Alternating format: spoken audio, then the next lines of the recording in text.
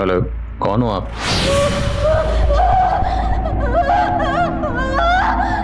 Sir इस number का कोई अता पता नहीं चल रहा है, ट्रैकिंग पर डाला है। हेलो।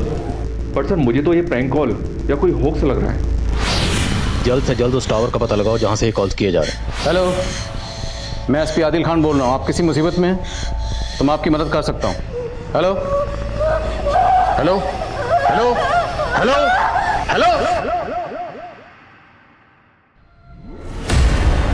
उस सहमी आवाज ने मेरे अंदर एक शोर पैदा कर दिया था। यह मेरे करियर का एक ऐसा अजीब केस था जिसने मेरी नींदें उड़ा दी थी। नमस्कार, आदाब। क्राइम पेट्रोल सतर्क के आज के इस एपिसोड में मैं अनूप सोनी आप सबका स्वागत करता हूं।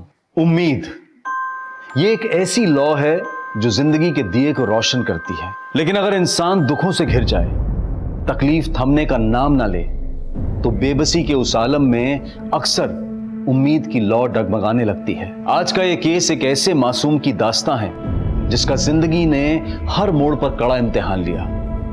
हालात ने उसे ऐसी जगह पर लाकर खड़ा कर दिया जहां उसके पास ना तो जीने की आस थी और ना ही मरने का हौसला। बहुत ही असाधारण परिस्थितियों में यह केस पुलिस के सामने आया था। वक्त था लॉकडाउन का और एक पेशेवर गिरोह अपनी साजिश को अंजाम देने निकल पड़ा था।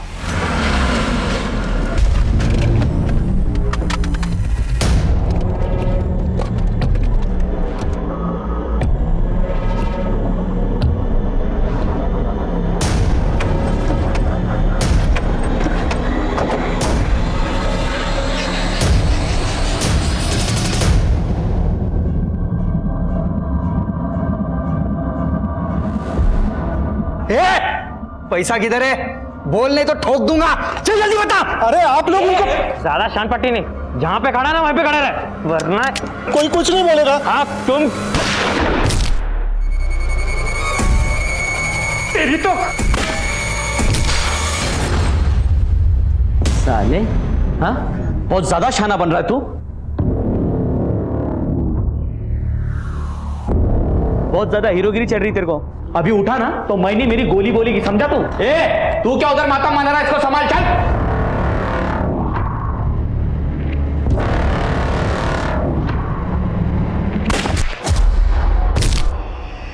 अबे तूने उसे गोली क्यों मार दी? सारा इसका नाम ना फट्टू होना मांगता था। और तू इधर रोकड़ा, जल्दी बोल। मैं तो इधर ही ठोकूंगा। मैं बोलता हूँ मुझे मारना मत।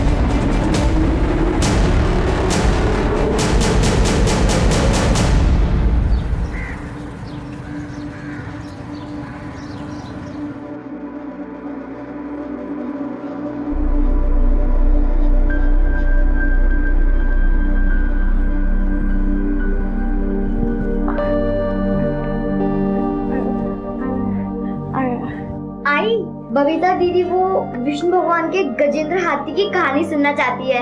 कितनी बार सुनोगी वो कहानी? बोर नहीं हुई? एक बार गजेंद्र नाम का एक हाथी अपने दोस्तों के साथ तालाब किनारे पानी पी रहा था। तभी वहां एक मगरमच्छ आया और उसने गजेंद्र का पैर दबोच लिया।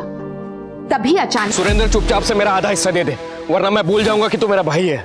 वो तो मैं पहले ही भूल चुका हूँ नरेंद्र। और तू किस जमीन की बात कर रहा है? वो जमीन प्रमिला के पिता ने दी है, मेरे ससुर ने। किस हक से ऐसा मांग रहा तू? देख, आगे से मेरी जमीन के बारे में सोचना ही मत। तो मैं वरना क्या करेगा तू? क्या करेगा तू? मैं बता दूं तुझे मैं क्या करूंगा। क्या कर रहे हैं? बड़े भाई आपके। अरे शुक्र मनाइए कि सिर्फ हाथ उठाया, वरना जान से मार देता। मैं यहाँ कर्जे में डूबा और तुम लोग ऐश कर रहे हो। ऐसा नहीं होगा। तय कर लीजिए कि जान प्यारी है या जायदाद।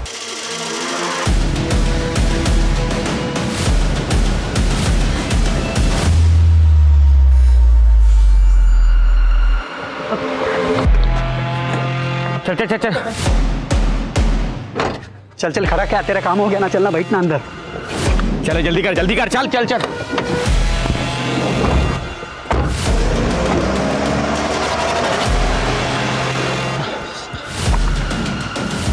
Hello police. चलो एक बार रिवाइज कर लेते हैं। हाथों को कितनी देर धोना चाहिए और घर से बाहर निकलते वक्त क्या करना जरूरी है? Very good. अब हम आगे करेंगे पुशअप्स। 1 2 जी।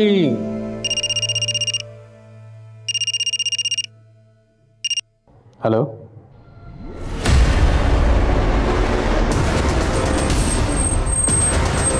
हाँ ठीक है, मुझे अपडेट करते रहना। हाँ ओके सर। सर 4 लोग थे, चारों ने मुंह ढका हुआ था। पहले उन लोगों ने बैंक के कैशियर प्रमोद चौधरी को गोली मारी। सिक्योरिटी गार्ड भोला ने उनके एक साथी को मार गिराया। कुछ पता चला कौन है? सर प्रसाद नाम है इसका, हिस्ट्री शीटर है। चोरी, किडनैपिंग और हाफ मर्डर के कई केसेस हैं इसके खिलाफ। सबसे पहली बात यह है कि लुटेरे सिक्योरिटी गार्ड को अपने साथ क्यों लेकर जाए, चले जल्दी कर, चल चल। और दूसरी बात, सिक्योरिटी गार्ड अगर गेट पे था तो उसने 4 लोगों को एक साथ अंदर कैसे आने दिया? और अगर वो जबरदस्ती घुसे तो गार्ड ने रोका क्यों नहीं उन्हें? उस वक्त हंगामा क्यों नहीं हुआ? सर ऑनेस्टली मुझे ये सब कुछ नहीं पता। शायद उसी वक्त वो वॉशरूम गया होगा। सर मैं हाथ जोड़ता हूँ कि कैसे भी करके ये चोरों को पकड़ लो, मेरी नौकरी जाएगी। लूट कितने की हुई है? 22 करोड़ 30 लाख। इतनी अमाउंट ब्रांच में थी? हाँ सर, ये करंट कोविड सिचुएशन की वजह से कल ही सेंट्रल ब्रांच से 22 करोड़ ट्रांसफर हुए थे। तो ये बात आपके पूरे स्टाफ को मालूम होगी? हाँ। पॉसिबिलिटी आपके स्टाफ में से कुछ शामिल हो? नहीं सर, कोई नहीं, बिल्कुल। मुझे पूरे स्टाफ की डिटेल चाहिए, इवन के जो वर्क फ्रॉम होम करते हैं उनकी भी। और सबसे पहले गार्ड भोला की डिटेल दीजिए। Okay sir. शहर से बाहर जाने वाले सभी रास्ता पर नाकाबंदी करो, टोल नाका पर अलर्ट करो, एक एक गाड़ी की तलाशी लो। बिना तलाशी के एक भी गाड़ी शहर से बाहर नहीं जानी चाहिए। Okay sir. क्या हुआ? क्या बोल रहे थे नरेंद्र भाई साहब? क्या बोलेगा? धमकी देकर गया है, तेरे बाप की जमीन संभालना मुश्किल हो गया मेरे लिए अब। आप संभाल रहे हैं जमीन? दिन दिन भर मैं काम करती हूँ, पैसे कमाकर मैं लाती हूँ। आप करते क्या है सिवाय शराब पीकर तमाशा करने के? सारी कमाई आपके अय्याशी में तो उड़ जाती। देख नमस्ते भाभी जी। अरे आप किधर को चली? मैं तो आपसे मिलने आया। वो एक तगड़ी पार्टी हाथ लगी है, मैं जमीन दिखाया, उसको बहुत पसंद आया। अब एक बार आप हाँ बोल दो तो सौदा पक्का। आप प्रमिला के हाई समझिए मोहन बाबू, आप पार्टी को बुला लीजिए। बबीता, कविता, अंदर चलो।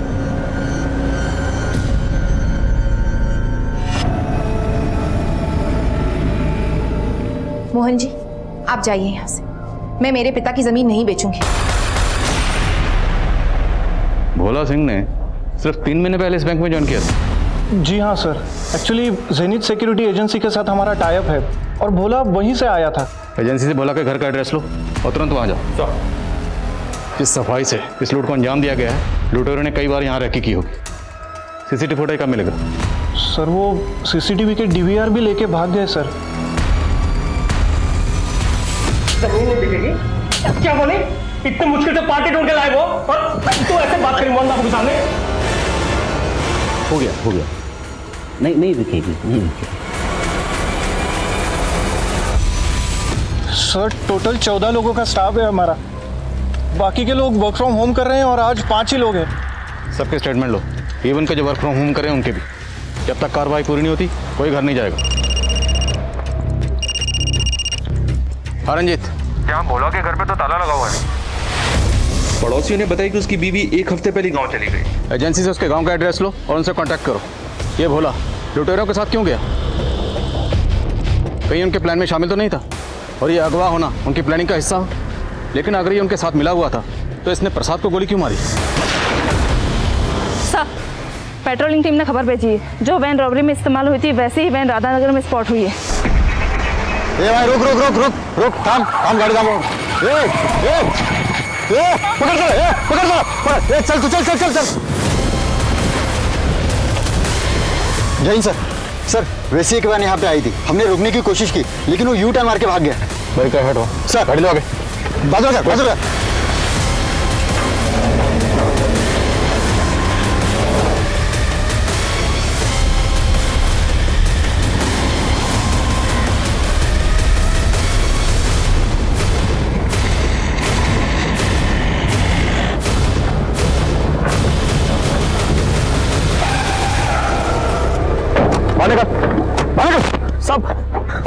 सब मैंने कुछ नहीं किया साहब। कुछ नहीं किया तो भाग क्यों रहा था? मेरा बटुआ घर पे ले गया था साहब, मुझे नहीं पता मेरा पीछा कर रहे हो। डालो इसको गाड़ी में।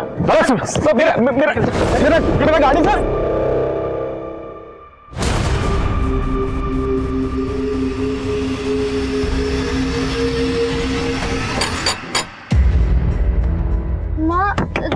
दरवाजा क्यों नहीं खोल रही है? माँ, माँ!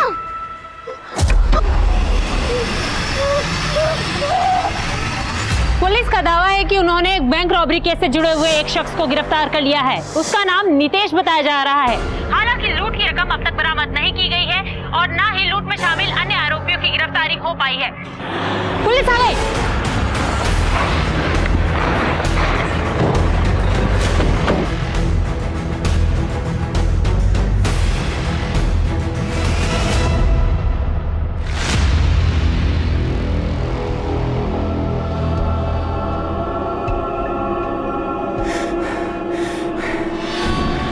तुझे मुझसे कोई नहीं बचा सकता। मैं राक्षस हूँ, राक्षस। वो राक्षस जिसे भगवान भी डरता है। मुझे कोई नहीं पकड़ सकता। तो आपने जिस शख्स को गिरफ्तार किया, क्या उसने कुछ बताया? देखिए, अभी इन्वेस्टिगेशन चल रही है, अभी हम डिटेल शेयर नहीं कर सकते। लेकिन कहा जा रहा है कि आपने इस केस को रफा दफा करने के लिए एक पुराने हिस्ट्री शीटर का यूज किया है। ये आरोप लग रहे हैं पुलिस पर कि इसमें कितनी सच्चाई है? उतनी इतनी के फेक न्यूज में होती।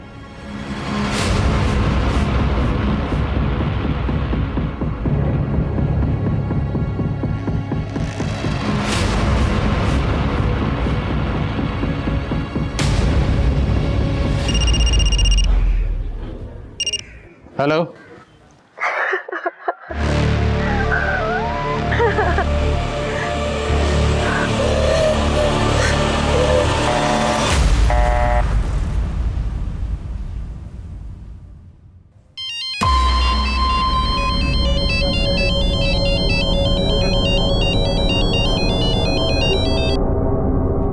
हेलो, हेलो, हेलो, कौन बोल रहे हैं आप?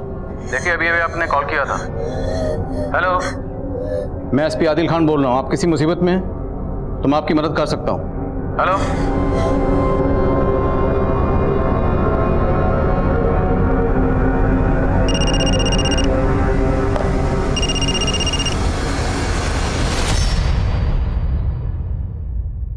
बच्चा कौन हो आप? अच्छा, एक काम करो, आप पहले साइड में हो, फिर बात करते हैं।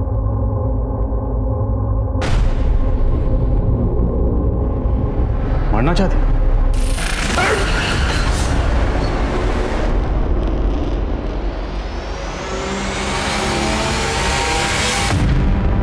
बेटा, वो बच्ची कहाँ है? ये लड़की मरने का क्या तेरे को? अरे अगर मैं नहीं बचाता तो गाड़ी के नीचे आ गई होती ना। अच्छा, बोलो क्या परेशानी है? देखो, मैं एक पुलिस वाला, मैं आपकी मदद कर सकता हूं। सर, जेनिथ सिक्योरिटीज के ओनर से बात की। कोविड की वजह से उनका ऑफिस बंद है। उन्होंने कहा है कि कल तक गार्ड बुला के गांव का एड्रेस भेज देंगे। बोला कि कॉल रिकॉर्ड निकलाओ, और बैंक के बाकी एम्प्लॉयज के भी, और मैनेजर रिलास के भी। लेकिन सर, नितेश का इस तरह से पकड़े जाना, ना तो उसका कोई साथी मिला है और ना ही पैसे मिले। बात को समझ में नहीं आ रही।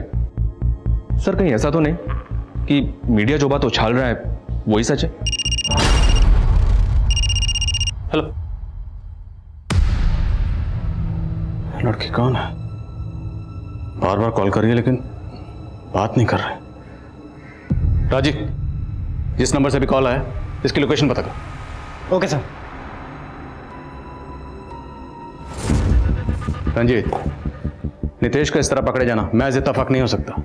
जिस सफाई से रॉबरी हुई है, सिक्योरिटी गार्ड भोला का किडनैप होना और इतनी जल्दी पैसे शिफ्ट होना, प्लानिंग तगड़ी की गई, और इस प्लानिंग की पोल अब नितेश ही खोलेगा। साहब, मैं कसम से बोल रहा हूँ साहब, मेरे ये बैंक की चोरी वोरी से कोई लेने देना नहीं है। मैं तो सारे गलत धंधे छोड़ चुका हूँ, और जब से कोरोना शुरू हुआ है मैं घर पे बैठा हुआ हूँ। तो वैन तेरे पास कहां से आई? वो मेरी अपनी गाड़ी है साहब। अभी सेम कलर की, सेम मॉडल की हजारों कारें हो सकती है। ये ऐसे नहीं मानेगा, गोली खा के ही मानेगा। साहब, आपको यकीन नहीं हो रहा साहब, तो वो बैंक का सीसीटीवी फुटेज चेक कर लीजिए ना साहब। मैंने कुछ नहीं किया है, सच में। ये नितेश पुराना चावल है, इसकी बातों का भरोसा नहीं कर सकते। ये सीसीटीवी फुटेज की बात इसलिए इतने कॉन्फिडेंस से कर रहा है क्योंकि जानता है फुटेज अवेलेबल ही नहीं है। सर, कम। सर, जिस नंबर की आपने डिटेल्स निकालने के लिए कहा था, वो नंबर पहले कुंदन नगर में एक्टिव था, लेकिन सर वो अभी दोबारा जीवन नगर में एक्टिव हुआ है। तो मतलब लड़की किसी व्हीकल से ट्रैवल कर रही है। काट क्यों रही है? सर, हो सकता है कोई प्रैंक कॉल हो। रंजीत, इस लड़की ने मेरे सामने सुसाइड करने की कोशिश की। और मैंने इसका चेहरा देखा। इसकी आंखों में जो खौफ है, जो डर है, या तो ये लड़की बोल नहीं सकती या फिर शायद बहुत डरी हुई। आदिल खान का इंट्यूशन कह रहा था कि बबीता को उनकी जरूरत थी। वो बबीता की आंखों की बेबसी समझ रहे थे। आदिल खान को एक वक्त पर 2 मोर्चे संभालने थे और बैंक रॉबरी केस में अब तक पुलिस को कोई लीड नहीं मिल पाई थी। लॉकडाउन का समय वैसे भी बहुत मुश्किल रहा था और ऐसे हालात में इतनी बड़ी रॉबरी की खबर लोगों के दिलों में दहशत फैला सकती थी। ये लड़की आदिल खान को आखिर क्या बताना चाहती थी? क्या वो बैंक रॉबरी के बारे में कुछ जानती थी या फिर बात कुछ और थी?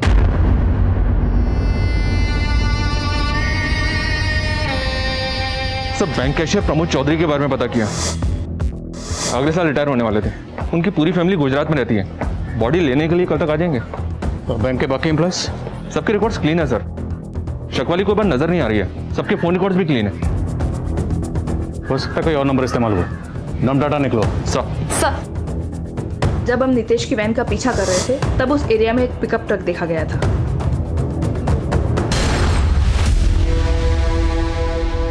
नितेश लूट के 40 मिनट बाद पकड़ा गया। इतना वक्त काफी है पैसा ट्रांसफर करने के लिए। रंजीत, इस ट्रक की डिटेल निकलो। Right sir. सर सर उस लड़की का नंबर तो बंद आ रहा है, लेकिन सर उसकी लास्ट लोकेशन जीवन नगर की थी। नाम पता चला? नहीं सर, नाम तो नहीं पता चला, लेकिन सर ये नंबर किसी रवि कश्यप के नाम से है और सर एड्रेस बेगूसराय बिहार का है। सर एक और बात, ये नंबर कल ही एक्टिवेट हुआ है और इससे आपके अलावा और किसी को कॉल भी नहीं किया गया। सिर्फ मुझसे बात करने के लिए सिम खरीदा गया।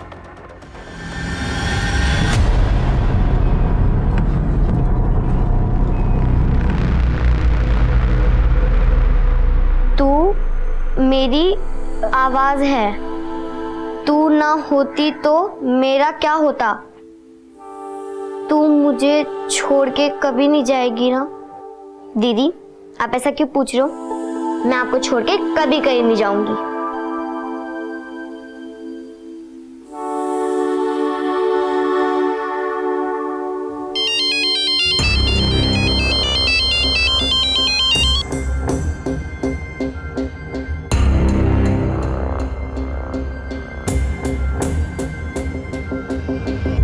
बच्चा, आपका नाम क्या है?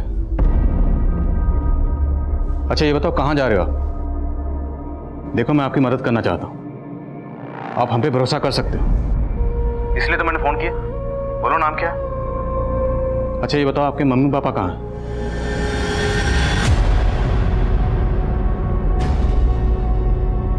Okay okay, Roma Roma. जिस लोकेशन पे ये नंबर अभी एक्टिव था और कुंदन नगर, दोनों पर ये फोटो दिखाओ। शायद कोई इसे पहचान ले। शायद ये लड़की बोल नहीं सकती, इसलिए इससे कम्युनिकेट करने के लिए हमें एक साइन लैंग्वेज एक्सपर्ट की जरूरत पड़ेगी। Arrange it. सर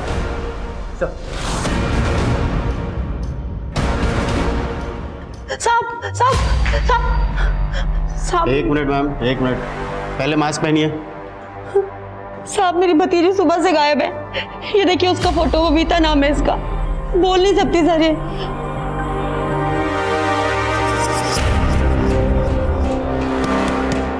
क्या हुआ मैडम, अभी बस स्टॉप नहीं पहुंचे हैं? 200 रुपये दे दो।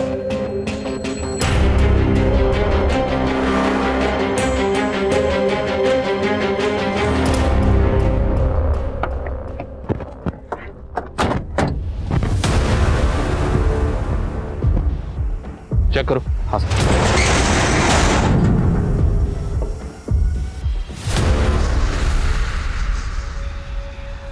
सर वो पिकअप ट्रक हमें मिल गया। उसके अंदर गार्ड बोला सिंह की लाश मिली है सर, लेकिन पैसे नहीं मिले। आसपास जितने भी सीसीटीवी हैं सबकी फुटेज खंगाल। हो सकता है पैसे वहां से किसी और गाड़ी में ट्रांसफर किए गए। रंजीत, मेक श्योर ये लोग शहर से बाहर नहीं जाने चाहिए। Okay sir. सर उस लड़की का नंबर दोबारा ऑन हुआ है।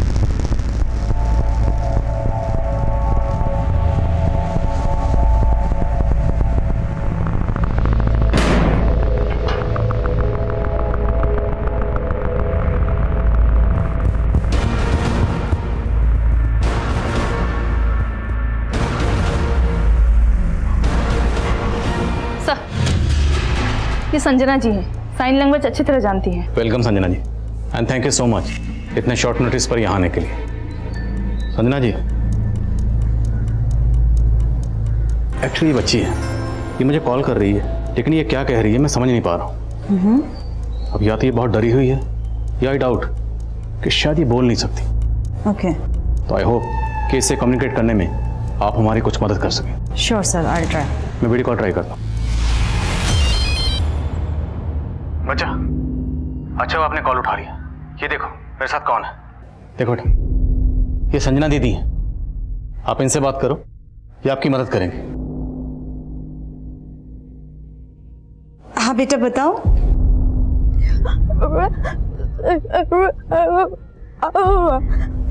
सर शायद ये बच्ची साइन लैंग्वेज नहीं जानती है, इसको समझने में थोड़ी डिफिकल्टी होगी। Sir please can I remove my mask, मुझे इसको कम्युनिकेट करने में थोड़ी आसानी हो जाएगी। Okay, thank you sir. हाँ बेटा बताइए। अच्छा ये बताइए कि आप परेशान क्यों हैं? आपको पता है ये सर बहुत अच्छे हैं, आपकी मदद करना चाहते हैं। अच्छा आपके मम्मी पापा कहाँ हैं?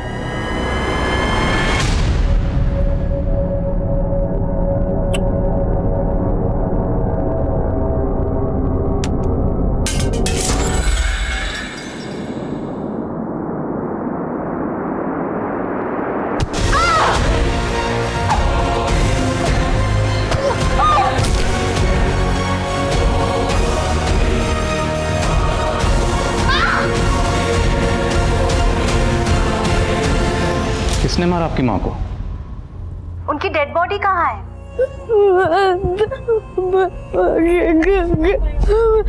जला दिया? कब हुआ ये? 3 दिन पहले? 3 हफ्ते पहले? 3 महीने पहले? 3 साल पहले? 3 साल पहले अगर इस बच्ची की माँ का कत्ल हुआ था तो ये अभी बताने की कोशिश क्यों कर रही है? सर वो 16 साल की एक लड़की की मिसिंग कंप्लेंट फाइल हुई है सर। उसका नाम बबीता है और वो बोल सुन नहीं सकती, और उसका डिस्क्रिप्शन उस लड़की से मैच होता है जिसका आपको कॉल आया था। हो ना हो, ये बच्ची वही बबीता है। मिसिंग कंप्लेंट किसने फाइल की? रिमझिम शिंदे, बबीता की मौसी है सर। तुरंत यहाँ बुलाओ। सर। अनन्या, इस कॉल की लास्ट लोकेशन पता करो, और जहाँ से कॉल आई है ये ध्यान से देखो। बच्ची जहाँ से बात कर रही है पीछे स्वैग प्लस साइकिल का होर्डिंग लगा हुआ, और इम्पॉर्टेंट उसके पीछे ये सेल टावर है। तो उस एरिया में जहाँ भी ये बोर्ड लगा हुआ है सेल टावर है, वहाँ पर्टिकुलर इसके बारे में पता करो, शायद कोई इस बच्ची को पहचानता है।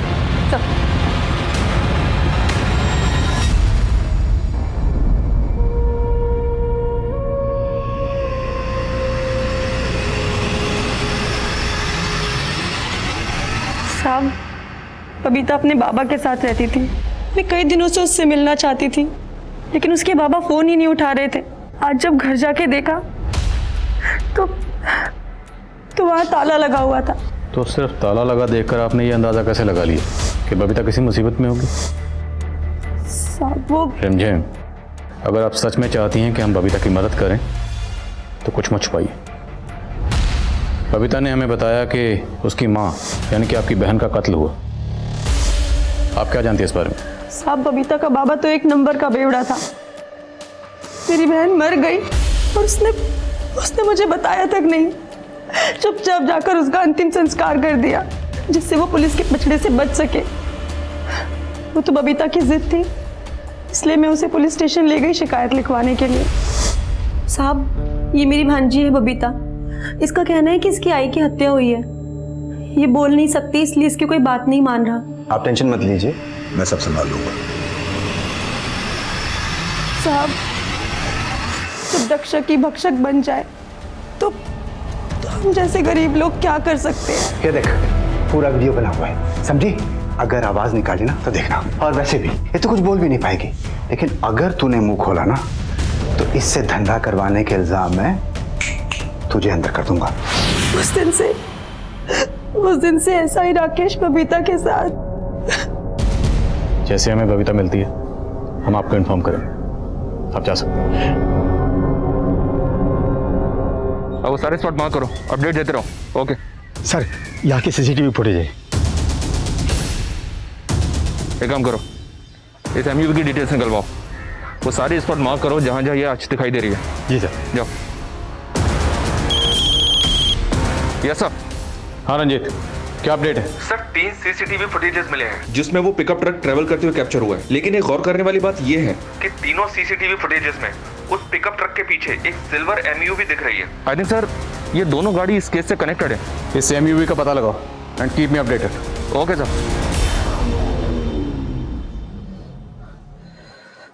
जी संजना जी, उस मासूम ने इस छोटी सी उम्र में बहुत कुछ सहा। उसे हमारी मदद की सख्त जरूरत है। कॉल करता हूँ सर। जी सर।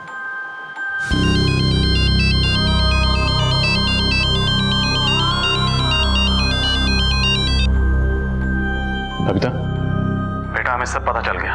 आपने इस छोटी सी उम्र में बहुत कुछ सहा है बेटा। आपकी मौसी रिमझिम वो आई थी यहाँ पर, उन्होंने हमें सब कुछ बता दिया। ऐसा ही राकेश ने आपके साथ क्या किया वो सब कुछ। डरो मत, अब आपको डरने की जरूरत नहीं है। ऐसा ही राकेश को उसके किए की सजा जरूर मिलेगी, ये वादा है मेरा। और हम आपकी आई के कातिलों को भी ढूंढेंगे।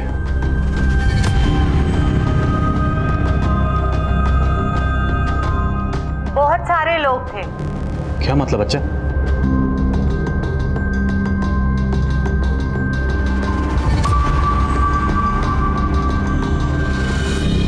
मैं सब इंस्पेक्टर राकेश को सजा दिलवाना चाहती हूँ, लेकिन उसके साथ साथ बहुत बड़े बड़े लोग शामिल हैं।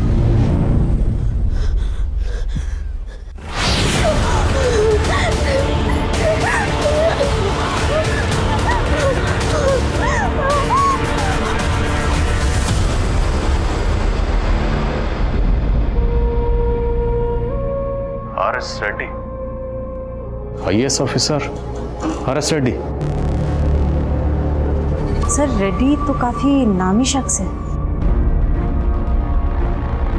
सॉरी बच्चा, सॉरी। आपको इतना कुछ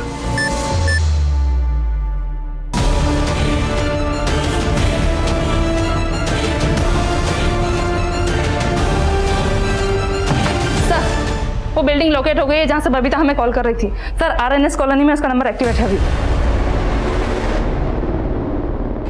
चलो।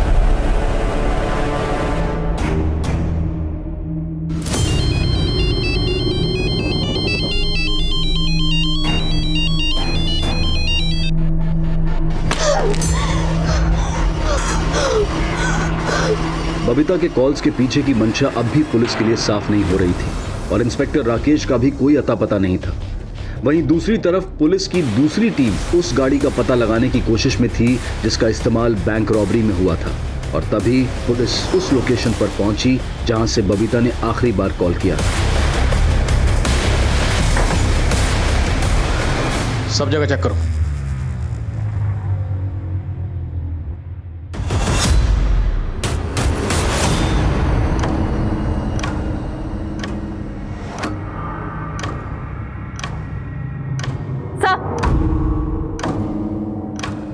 टूटा हुआ फोन मिला है, हो सकता है बबीता का हो।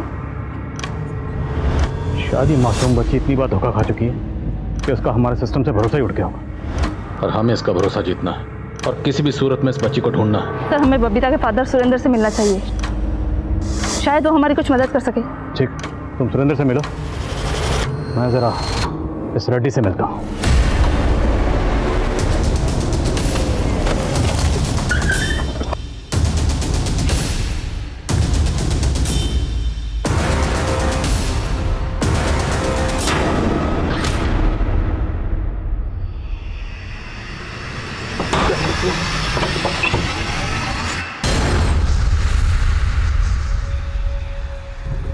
सुरेंद्र का मर्डर हो गया? जी हाँ सर, सुरेंद्र को उसके ही घर में चाकू घोंप के मारा गया है। हो सकता है ऐसा ही राकेश अपने खिलाफ सबूत मिटाना चाहता है और उसने सुरेंद्र को मारा। ऐसा है राकेश के खिलाफ लुकआउट नोटिस जारी करो। इंस्पेक्टर राकेश का गायब होना, सुरेंद्र का मारा जाना इस केस को उलझा रहा था। पुलिस एक ऐसे सुराग के लिए डेस्परेट थी जो इस केस को एक सही दिशा दे सके। अपनी औकात में रह एसपी, सिर्फ एक फोन घुमाऊंगा, ये जितनी अकड़ है ना तेरी, सारी की सारी धरी रह जाएगी। पड़ा मिलेगा किसी गांव खेड़े में, फिर आराम से लिखना भैंसे चोरी होने की शिकायत। करो फोन। करिए फोन। मेरी पोस्टिंग कहाँ होगी ये तो नहीं पता, लेकिन इसके बाद आपकी पोस्टिंग सीधे जेल में होगी, ये मेरा वादा है। बबीता की खामोशी अब वो शोर मचाएगी कि आपके कान के पर्दे फट जाएंगे। रंजीत, सर उस गाड़ी का पता चल गया है, वो यहाँ ही घर के बाहर स्पॉट हुई है। और सर यहाँ पे एक आदमी भी दिख रहा है, मैं उसका फोटो सेंड कर रहा हूँ आपको। ठीक है।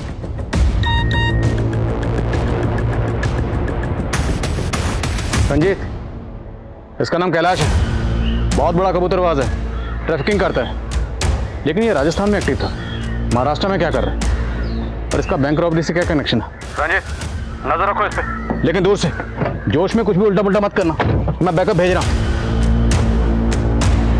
नजर रखो।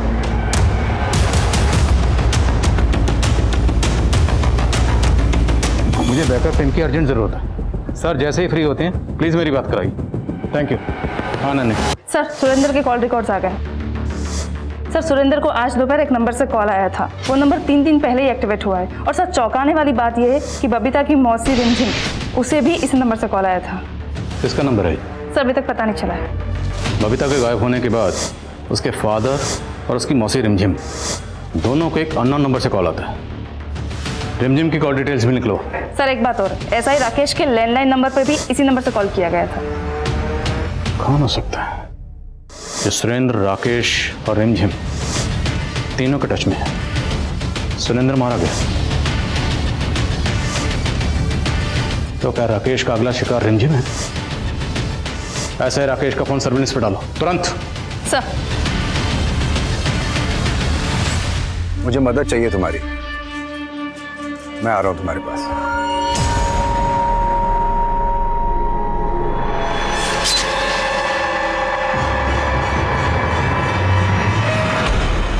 आई नो सर, लॉकडाउन की वजह से ऑफिसर की शॉर्टेज है, पर सर ये कैलाश, सर कैलाश बहुत बड़ा क्रिमिनल है, राजस्थान का वांटेड है।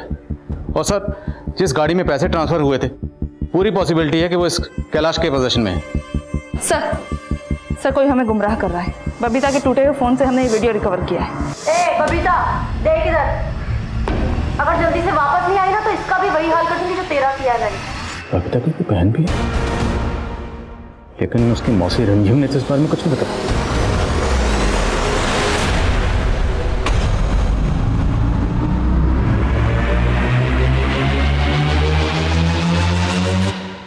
सारी तैयारी हो गई है, चिड़िया को कल ही पार्सल करना।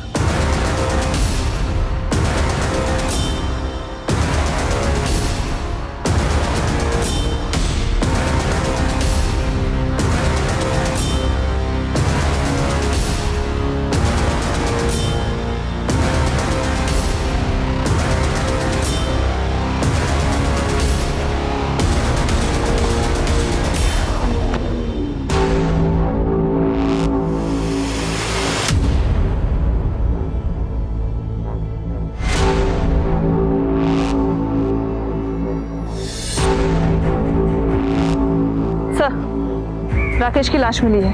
राकेश की लाश? अभी तक हम यही मान रहे थे कि सुरेंद्र को राकेश ने मारा होगा, लेकिन अब राकेश की लाश मिली है, मतलब इन दोनों को किसी तीसरे ने मारा। इस खेल में बहुत बड़ी बड़ी मछलियां शामिल हैं जो नहीं चाहती कि उनका नाम सामने आए, इसलिए एक एक करके राजदारों को खत्म किया जा रहा है। पता नहीं उनका अगला शिकार कौन होगा। हमें जल्दी बबीता और उसकी बहन का पता लगाना होगा, कहीं वो भी किसी मुसीबत में ना हो। ठीक है रंजीत।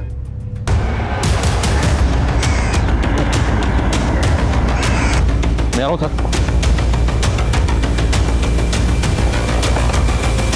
कहाँ हो? कैलाश अभी अंदर ही है सर। कितने लोग होंगे? उसके साथ एक ही आदमी स्पॉट हुआ है सर अभी तक। सॉरी, ज़्यादा बैकअप नहीं भेज पाया। No problem sir.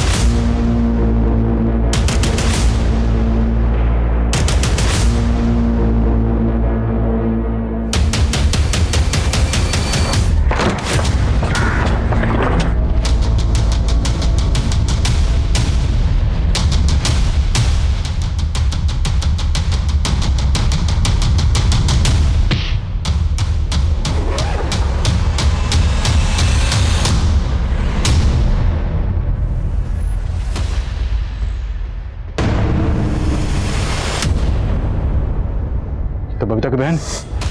लेकिन सर इस पे नाम तो बेनजीर लिखा है। पासपोर्ट जब्त करो। सर ये कबूतरबाज लंबी उड़ान भरने की तैयारी में है, सर बबीता की बहन का नकली पासपोर्ट कैलाश के पास मिला है, तो क्या बबीता इस रॉबरी के बारे में जानती होगी? मुझे ऐसा लग रहा है कि ये दोनों केसेस इंटरकनेक्टेड हैं। नीतीश के पकड़े जाने के बाद मुझे बबीता का कॉल आया था। हेलो, शायद बबीता इस रॉबरी के बारे में कुछ जानती हो सकता है उसकी बहन ने कुछ बताया उसे। सर मौसी रिमझिम को ढूंढना शुरू करते हैं, अगर वो मिल गई तो बबीता की बहन का भी पता चल जाएगा। करेक्ट, मुझे डर है कि बबीता तक पहुंचने में कहीं देर ना हो जाए। जो भी करना है जल्दी करना होगा। अरे बोलो। हाँ साहब, सब मेरा ही प्लान था।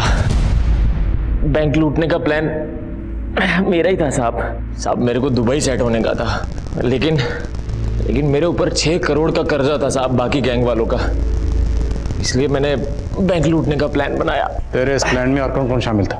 साहब वो हेड कैशियर प्रमोद चौधरी। मैं तुम्हें बैंक की सारी डिटेल्स दे रहा हूँ, लेकिन मुझे सबसे बड़ा हिस्सा चाहिए। उसे क्यों मारा? बहुत मुंह खोल रहा था साहब, बोलता था कि मैं बैंक की सारी डिटेल्स दूंगा तो मुझे हिस्सा बड़ा चाहिए। अब मैंने तभी प्लान बना लिया था कि लूट के दौरान इसका गेम बजा डालूंगा। झंझट ही खत्म कर दिया साला, और हिस्सा भी बच गया। और गार्ड भोला सिंह, वो भी शामिल था? नहीं साहब, वो हमारे प्लान का हिस्सा नहीं था। उसको तो ये नए लड़के नितेश और ललित ने उठाया था साहब। नितेश भी शामिल था? नितेश शामिल था मेरे प्लान में। क्या है ना साहब, उसको लंग कैंसर है, तो उसने सोचा कि जाते जाते फैमिली की सेफ्टी के लिए थोड़ा पैसा इकट्ठा कर लेगा, इसलिए उसको प्लान में शामिल किया साहब। वो ऐसा ही राकेश का सपोर्ट था ना उसको। ऐसा ही राकेश भी शामिल था? हाँ साहब, उसका भी प्लान था देश छोड़ के भागने का, लेकिन जैसे ही पता चला कि आप लोग उसके पीछे हो तो मुझे उसको भी मरवाना पड़ा। सब कुछ प्लान के मुताबिक चल रहा था साहब। गार्ड को मारने के बाद पिकअप ट्रक में पैसा ट्रांसफर किया और नितेश पुलिस को मिसलीड करने के लिए मार्केट की तरफ गया, तो पैसों की गड्डी सारी मेरे पास आ गई। मैंने प्रॉमिस किया था नितेश से कि उसकी कुर्बानी के बदले उसकी फैमिली को पैसों का काफ़ी हिस्सा दिया जाएगा। पर तू ये भूल गया, कोई भी मुजरिम कितना भी उड़ ले, कितनी भी दूर भाग ले, रेस का आखिरी स्टॉप यही होता है, जेल की कोठरी। दुबई जाना था ना, तुझे भिजवाएंगे दुबई, तेरा वीज़ा हम लगाएंगे। पहले ये बता, बबीता की बहन कहाँ है? हेलो, क्या?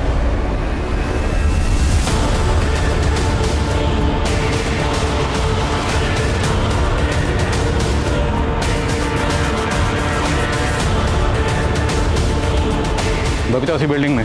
संजना जी को तुरंत बुला।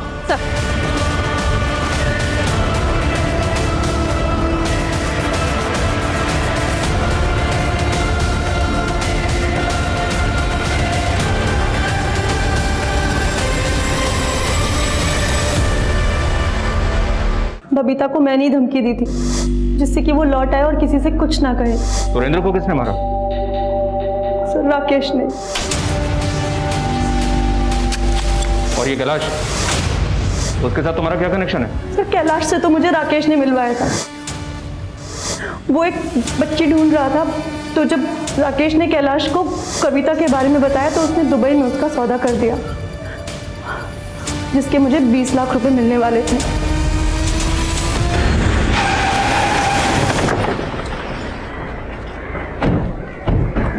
सर पड़ोसियों ने फोन किया था, बच्ची के बारे में बताया।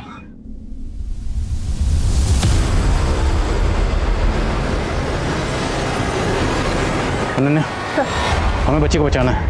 नेट, गद्दे, बच्ची की सेफ्टी के लिए जरूरी कार्ड अरेंज करो। संजना जी, अब मेरे साथ आई। बबीता, बच्चा नीचे आ जाओ। देखो, ऐसा ही राकेश मारा गया और रेड्डी को भी सजा होगी, ये मेरा वादा है। बहुत सारे लोग थे, आप किस किस को सजा दिलवाएंगे? हर गुनहगार को उसके गुनाह की सजा मिलेगी। मुझे आप पे यकीन नहीं है। देखो बेटा, अगर तुम हिम्मत हार जाओगी तो उन दरिंदों की हिम्मत और बढ़ जाएगी, और वो बाकी बच्चियों के साथ भी वही करेंगे जो उन्होंने आपके साथ किया। फिर आपकी जगह कोई और लड़की खड़ी होगी सुसाइड करने के लिए। क्या आप चाहती हो? अपनी छोटी बहन कविता के बारे में सोचो, उसका क्या होगा? आपको आपकी बहन की कसम, नीचे आ जाओ प्लीज। आई कहती थी भगवान अपने भक्तों की रक्षा करने किसी ना किसी रूप में आते हैं। नितेश ऐसा ही राकेश के लिए काम करता था। लड़की, अभी तक आदत नहीं पड़ी ना तुझे? हाँ, तुझे मुझसे कोई नहीं बचा सकता। मैं राक्षस हूँ, राक्षस, वो राक्षस जिसे भगवान भी डरता है, समझी? मुझे कोई नहीं पकड़ सकता।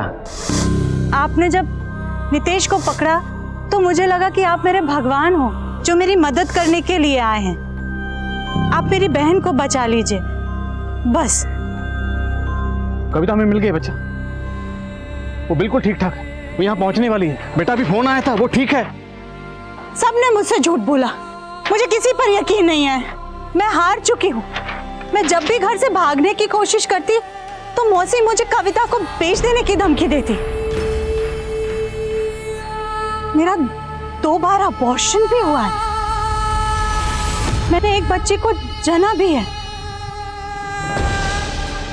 लेकिन आज सुबह जब मैं उठी तो मैंने देखा कि कविता घर में नहीं थी। मैं समझ गई कि मैं जिंदगी भर उसको बचा नहीं सकती हूँ।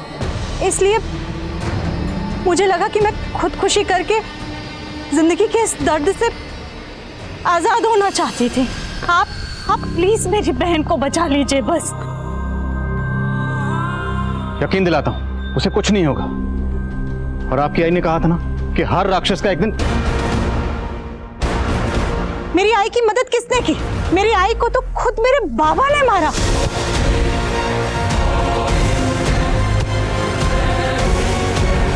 माँ! आई के मरने के बाद हम दोनों बहनें बेसहारा हो गई थीं। बाबा हमेशा नशे में पड़े रहते थे। एक बार बाबा अपने घर अपने दोस्त मोहन चाचा को लेकर के आए।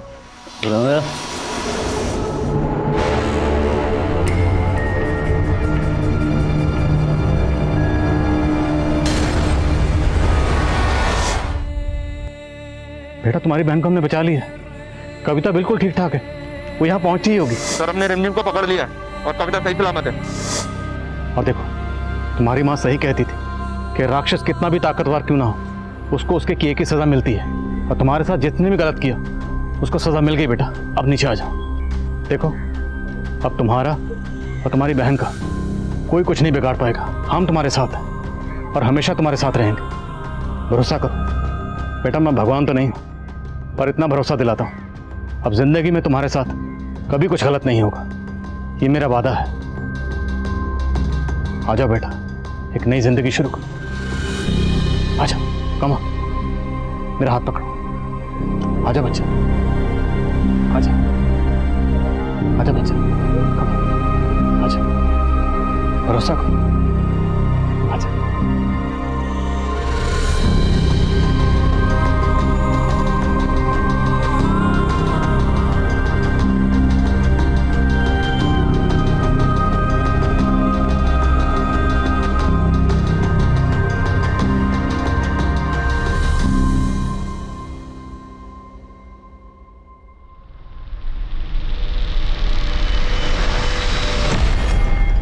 बबीता के बयान के आधार पर पुलिस ने कुल 21 लोगों को हिरासत में लिया और हैरानी की बात यह है कि इनमें से 3 आईएएस ऑफिसर्स थे और 2 डॉक्टर्स। छोटी सी उम्र में बबीता ने इंसानियत का बेहद घिनौना रूप देखा था। उसके मन पर इस बात का गहरा असर हुआ था। अपने इस दर्दनाक अतीत से उबरने के लिए फिलहाल बबीता को काउंसलिंग दी जा रही है और हम उम्मीद करते हैं कि वो अपने इस भयानक अतीत को पीछे छोड़कर अपनी जिंदगी को एक नई राह दे पाएगी। अब मैं अनूप सोनी आपसे विदा लेता हूं, फिर मुलाकात होगी क्राइम पेट्रोल सतर्क में एक और नए केस के साथ। तब तक अपना और अपने परिवार का ख्याल रखें, सतर्क रहें, सुरक्षित रहें और देखते रहें क्राइम पेट्रोल सतर्क। जय हिंद।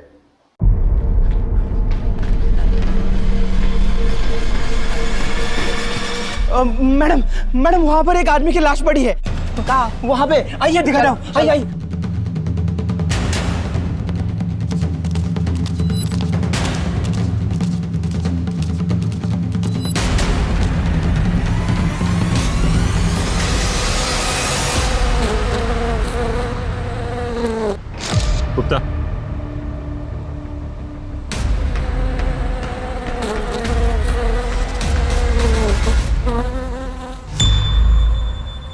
अरे ये तो औरत है।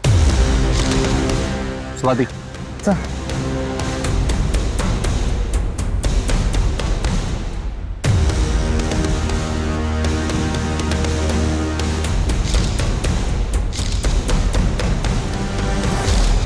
स्वाति कोई आईडी प्रूफ मिला? नहीं सर, पूरी बॉडी चेक की लेकिन कुछ नहीं मिला। सर समझ नहीं आ रहा, आदमी के कपड़े पहने हैं और मांग में सिंदूर और गले में मंगलसूत्र है। पॉसिबल है कि ये खुद को छुपाने के लिए इसने ऐसा किया हो, या फिर कातिल से बचने के लिए। सर ये भी तो हो सकता है कि ये ट्रांसजेंडर हो। हाँ हो सकता है गुप्ता, पोस्टमार्टम के बाद सब पता चल ही जाएगा। फिलहाल इतना तय है कि कातिल नहीं चाहता कि इसकी पहचान हो। एक काम करो, आसपास के पुलिस स्टेशन में इसकी फोटो सर्कुलेट करो और पता करो कि इसके खिलाफ कोई भी मिसिंग की कंप्लेंट दर्ज हुई है पिछले एक हफ्ते में। Yes sir.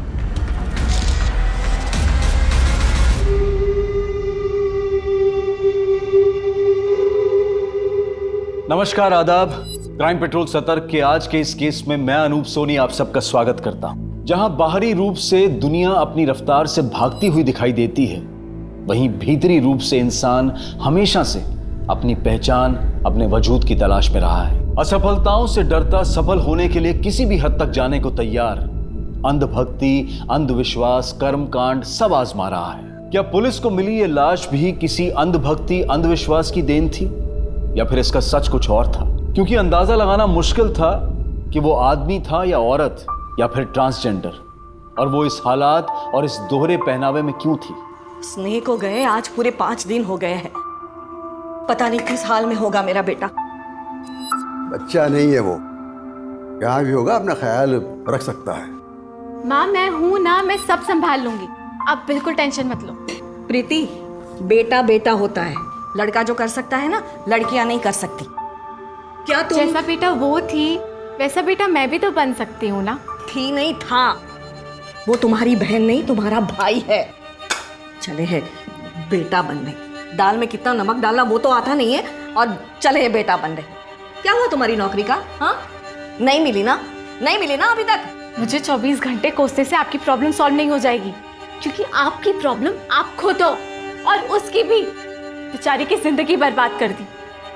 जो चीज आपने की है ना उसके साथ, आपको यहाँ नहीं जेल में होनी चाहिए। प्रीति, मैं तो प्रार्थना करती हूँ कि वो इस नरक में कभी वापस ना आए, कभी वापस ना आए। प्रीति, हेलो रोहित।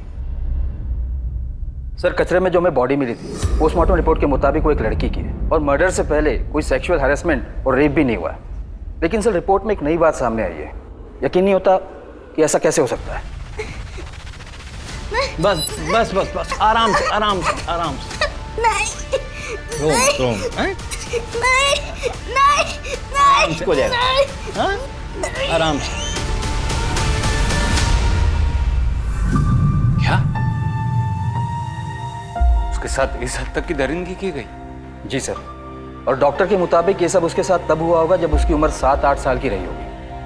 सर शायद ये मर्डर का कारण ना हो, पर इतना पक्का है कि उसके साथ बहुत गलत हुआ होगा। क्या शायद यही मर्डर का कारण हो? प्लीज मत मारो मुझे।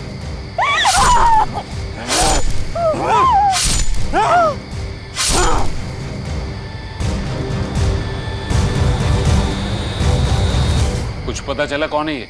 कहीं कोई मिसिंग कंप्लेन? नहीं सर, कपड़ों से भी पता करने की कोशिश की, पर कोई बारकोड नहीं मिला। लोकल ब्रांड है, पता करना मुश्किल है। इसके पास फोन जरूर होगा, इसका फोटो सारी फोन कंपनीज में भेजो और डिटेल पता करो। जी सर।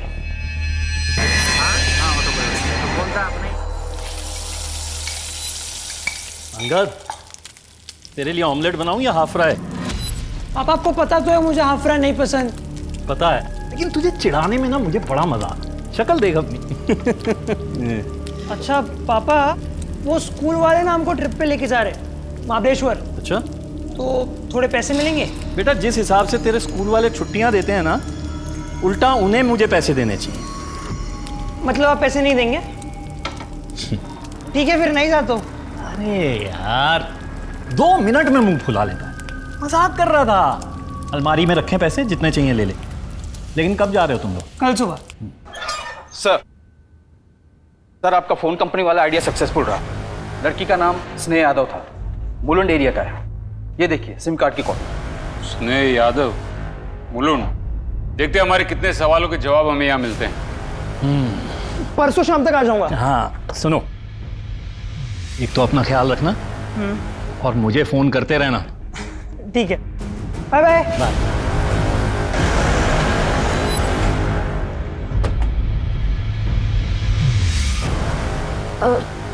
क्या हुआ साहब? आप स्नेह के माता पिता हैं? जी, पर ये क्यों पूछ रहे हैं आप लोग? स्नेह का किसी ने मर्डर कर दिया है। देखा, मैंने कहा था ना, कितना कहा था मेरा बेटा, मेरा स्नेह मुसीबत में, आप जाइए पुलिस को बताइए। देखिए, हम आपका दुख समझ सकते हैं, लेकिन हमारे कुछ सवाल हैं जिनके जवाब आपको देने पड़ेंगे। स्नेह की पोस्टमार्टम रिपोर्ट के मुताबिक वो लड़का नहीं लड़की थी, और लड़की ही पैदा हुई थी, जबकि आप तो उसे बेटी नहीं बेटा कह रही हैं। क्योंकि साहब हमारे लिए वो बेटा ही थी। हमारे गुरुजी की इच्छा थी कि हम उसे बेटी नहीं बेटा माने और एक बेटे की तरह ही पाल पोस कर बड़ा कर। आज मैं दाल बनाऊंगी, चावल बनाऊंगी, रोटी बनाऊंगी और सब्जी भी। तुम्हें सब्जी पसंद है ना? आज मैं तुम्हारी पसंद की सब्जी बनाऊंगी। और आपके गुरुजी की ऐसी इच्छा क्यों थी? क्योंकि वो स्नेह का भला चाहते थे। उन्होंने हमें बताया कि स्नेह उसके पिछले जन्म में लड़का था और अकस्मात मृत्यु की वजह से वो उस जन्म के काम पूरे नहीं कर पाया था ना, इसलिए इस जन्म में उसे लड़का बनकर ही वो सारे काम पूरे करने होंगे। क्या? हाँ इंस्पेक्टर साहब, इसी तरह से हमें भविष्य में संतान के रूप में पुत्र की प्राप्ति होगी। तो फिर हुई पुत्र प्राप्ति? नहीं, उसके बाद उसकी बहन प्रीति पैदा हुई। प्रीति कहाँ है इस वक्त? वो अपनी सहेली के यहाँ गई है। स्नेह की बॉडी जब हमें मिली तब उसके माथे पर सिंदूर और गले में मंगलसूत्र था, जबकि आप तो उसे अपना बेटा कह रही। अरे आप ये क्या बोल रहे हैं साहब, ऐसा मत कहिए, अनर्थ हो जाएगा। देखिए ना ये क्या हो रहा है, ये सब ये क्या बोल रहे हैं? यही कि आप माँ बाप नहीं हैवान। अरे जिसे भगवान ने लड़की बनाया उसे जबरदस्ती लड़का बना रहे थे तुम। कितने साल की थी जब उसका ऑपरेशन करवाया? तब 8 साल की थी। हो जाएगा आराम से। तुम लोग जिसे जबरदस्ती बेटा बनाने की कोशिश कर रहे थे, उसने बिना बताए शादी कर, इसलिए उसका मर्डर कर दिया है ना? इंस्पेक्टर साहब, मैं तो अपने पैरों पर खड़ा तक नहीं हो सकता, मैं मर्डर करूंगा? स्नेह कुछ काम करती थी, कोई नौकरी वगैरह? हाँ सर, वो स्पीड अप कुरियर कंपनी में काम करता था। ये था करना बंद करो, समझे? आखिरी बार कब देखी थी वो? 5 दिन पहले। क्या हुआ बेटा? क्या हुआ? अरे स्नेह, ऐसे लड़का होकर लड़कियों की तरह रो रहा है। क्या हुआ? कुछ नहीं, वो दोस्तों के साथ थोड़ी अनबन हो गई थी। अगले दिन सुबह वो मुझे बोलकर निकली कि वो 3-4 दिन के लिए शहर से बाहर जा रही है। पर साहब, आपको पक्का यकीन है कि उसने शादी कर ली थी? पक्का तो नहीं, और मंगलसूत्र और सिंदूर देखकर तो यही लगता है। प्रीति वापस आ जाए तो उसे पुलिस स्टेशन भेज देना क्वेश्चनिंग के लिए, और हाँ, जरूरत पड़ी तो हम फिर से आएंगे।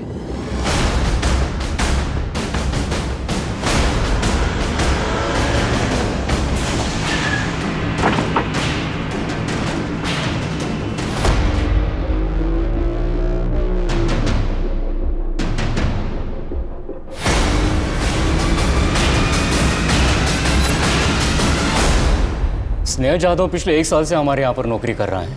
बहुत ही मेहनती और ईमानदारी लड़का है, पर पता नहीं पिछले 5 दिनों से कहाँ गायब है, ऑफिस ही नहीं आ रहा है। सबसे पहले स्नेह लड़का नहीं लड़की है, और उसका मर्डर हो चुका है, और उसकी लाश नवी मुंबई से मिली। क्या आप मुझे बता सकते कि वो नवी मुंबई क्यों गई थी? वहां की कोई डिलीवरी थी? मैं चेक करके बताता हूँ। नहीं सर, अभी मुंबई की कोई डिलीवरी नहीं है। तो उसका किसी के साथ कोई झगड़ा या ऑफिस में किसी के साथ कोई अनबन? जहां तक मेरी जानकारी ऐसा कुछ नहीं था सर। हाँ, पर हमारे ऑफिस में 2 डिलीवरी बॉय थे, रोहित कदम और सोनू कदम, दोनों कजिन्स हैं। उनसे काफी अच्छी दोस्ती थी स्नेह की। हो सकता है उन्हें कुछ पता हो। बुलाई उन्हें? नहीं सर, अभी वो यहाँ पर नहीं है। मैंने 2 हफ्ते पहले दोनों को ही नौकरी से निकाल दिया था। ये दोनों पार्सल तुमने डिलीवर किए थे ना? उसमें फोन थे जिसके बदले कस्टमर को बर्तन साफ करने की साबुन मिली। अरे दांत क्या दिखा रहे हो? फोन कहाँ है ये बताओ। सर थोड़ा तमीज में, या दिन रात इसलिए मेहनत नहीं करते कि आप हम पे चोरी का इल्जाम लगाओगे। कुछ नहीं किया हम लोगों ने, ये कंपनी का झोल है। कंपनी का झोल है? हाँ कंपनी का झोल है? पहले 2 कौड़ी के डिलीवरी बॉय मेरी कंपनी पे उंगली उठाएगा, मुझे तो नहीं सिखाएगा। साले मेरे गिरबान पे हाथ डालेगा तू। तुझे शांत हो जा। सोनू तू खड़ा खड़ा मुंह क्या देख रहा है, कुछ बोलना। सर रोहित ने कुछ नहीं किया है सर। दोनों के दोनों अभी के अभी यहाँ से निकल जाओ, दोबारा अपनी शक्ल मत दिखाना। दिखाओ। मैं चल, तू क्या निकालेगा? तेरी कंपनी को लात मारता हूँ। भाग चल चल चल। उसके 2 दिन बाद तक तो उसने ऑफिस आता रहा और फिर वो भी गायब हो गया। फिर उसके 2 दिन बाद सोनू मुझसे मिलने आया और वो बोला कि सर फोन बदलने का आइडिया मेरा नहीं था, रोहित का था। आप चाहो तो उसे पुलिस में दे दो, मैं सच बोलने के लिए तैयार हूँ सर, लेकिन मुझे वापस नौकरी पे रख लीजिए सर। सर ये नौकरी मेरे लिए बहुत ज़रूरी है, अगर ये नौकरी मुझे नहीं मिली तो सर मैं भूखों मर जाऊंगा सर। एक बात बता, तो अपने भाई के खिलाफ गवाही देगा? हाँ सर दूंगा सर, जो गलत है वो गलत है। तो मतलब सोनू अब भी यही काम करता है? बुलाइए उसे। सर वो अभी डिलीवरी करने के लिए गया है। ठीक है, वो वापस आ जाए तो उसे पुलिस स्टेशन भेज देना।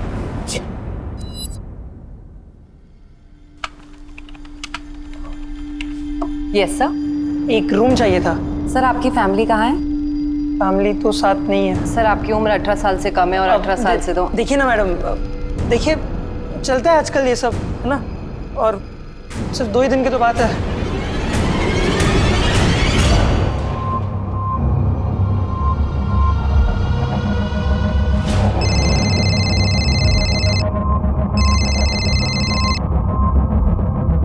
हेलो, हाँ पापा मैं ठीक हूँ, पहुँच गया।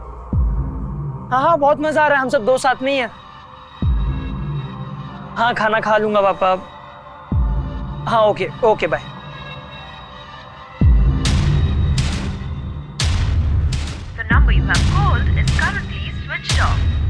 ये रोहित अपना फोन क्यों बंद करके बैठा है?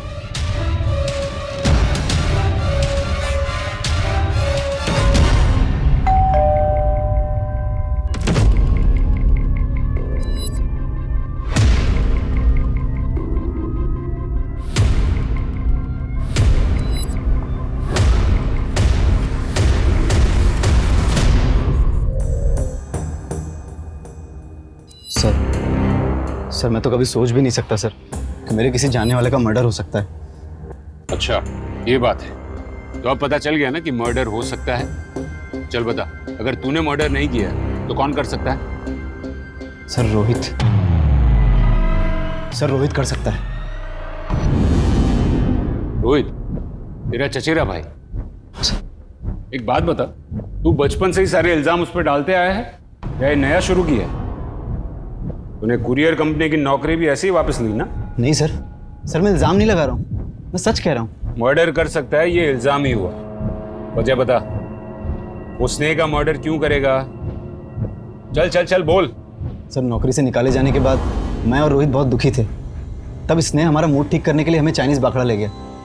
क्यों टेंशन ले रहा है? अरे चली गई, दूसरी नौकरी मिल जाएगी। अभी तेरा भाई लेके आना तुमको मस्त जगह पे। चॉपर राइस ऑर्डर करूं? नहीं खाना है चॉपर राइस तेरा। साला तेरी वजह से मेरी नौकरी चली गई, तुझे पता है ना, पूरे घर में कमाने वाला सिर्फ मैं हूँ। साला तेरे चक्कर में मैं भी फंस गया। सोच अगर उसने पुलिस बुला ली होती तो। रो मत यार, बोला ना जरूरत थी पैसों की, और अगर उसे पुलिस बुलानी होती ना तो कब की बुला चुका होता। टेंशन मत ले, इससे बढ़िया नौकरी लेके दूंगा तेरे को। अरे यार मैं मैनेजर से बात करूंगा ना, वो तुमको फिर से बुला लेगा, और तुम्हारे बिना तो मैं वहां काम करने का सोच भी नहीं सकता। मतलब तुम दोनों के बिना? अरे यार मैं वहां काम करने जाऊं और तुम दोनों को वहां पे ना देखूं, ऐसा थोड़ी हो सकता है। अरे इतना इमोशनल होने की जरूरत नहीं है, मिल जाएगी नौकरी। एक काम कर, ये ले जा चॉपर राइस ऑर्डर कर। रोहित तुम्हें तो पता है कि मैं तुमसे कितना प्यार करती हूँ। मैं तुम्हारे बिना। तेरा दिमाग खराब हो गया? कुछ भी बके जा रही है? तुझमें ऐसे कौन से लड़कियों जैसे लक्षण है जो मैं तुझसे शादी करूं? लड़कियों जैसे मतलब मैं लड़की हूँ रोहित, देख, मैं अच्छे से जानता हूँ कि तू क्या है और तू भी जानती कि तू क्या है, इसलिए फालतू के सपने देखना बंद कर दे। अरे सर उसके बाद क्या हुआ मुझे कुछ भी नहीं पता सर, क्योंकि उस दिन के बाद से मैं उन दोनों में से किसी से नहीं मिला। रोहित से भी नहीं? नहीं सर, ना मिला ना बात हुई, ना उसने कभी मुझे कॉल किया।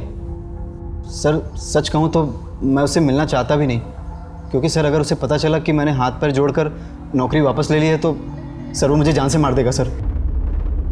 ठीक है, तू जा सकता है, लेकिन सिर्फ यहाँ शहर से बाहर नहीं। जी सर।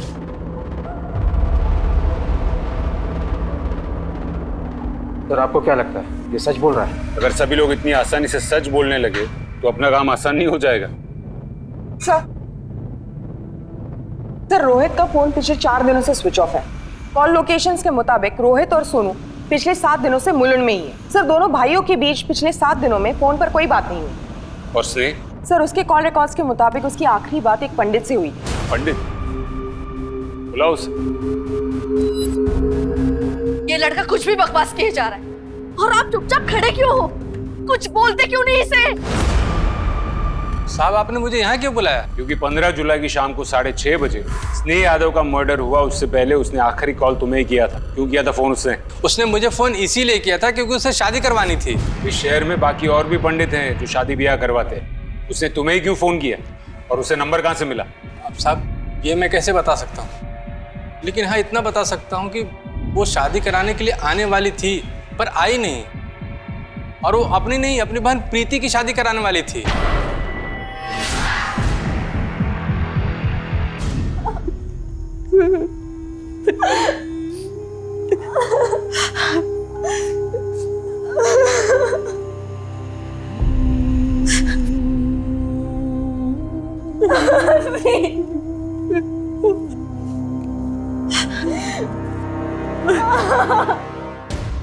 तू है कौन ये बकवास करने वाला कि तू मेरा बेटा है? हाँ? लेकिन मेरी बात का पापा, अगर दोबारा ये बकवास की ना तो पुलिस में दे दूंगा। पापा लेकिन मेरी जब पापा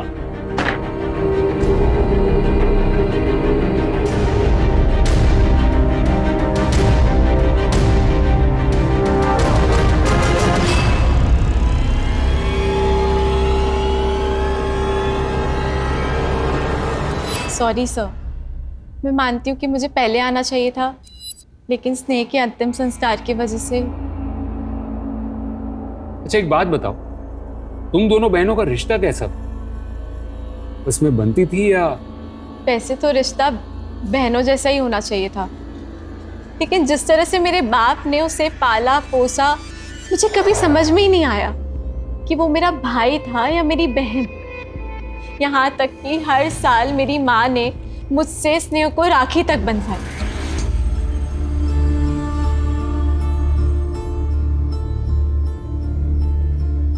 मतलब स्नेह भी एक भाई की तरह तुम्हें अपनी जिम्मेदारी समझती थी, शायद इसलिए वो पंडित से तुम्हारी शादी करवाने की बात कर रही थी। शादी? सर मेरी शादी की कभी बात ही नहीं हुई, और वो ऐसा क्यों करेगी? प्रीति जी ये तो आप हमें बताएंगी, क्योंकि आपकी फैमिली में जो चल रहा था वो नॉर्मल नहीं था। सर मैं नहीं जानती कि वो क्या कर रही थी और क्यों कर रही थी। प्रीति जी कॉल रिकॉर्ड्स हैं आपके हमारे पास, हर दूसरा कॉल आपने रोहित को किया। इसका मतलब साफ है कि दोनों बहनें एक ही लड़के को पसंद करती थी और इसीलिए तुमने स्नेह का मर्डर किया। मैंने कुछ नहीं किया है सर। तुम रोहित को कैसे जानती हो?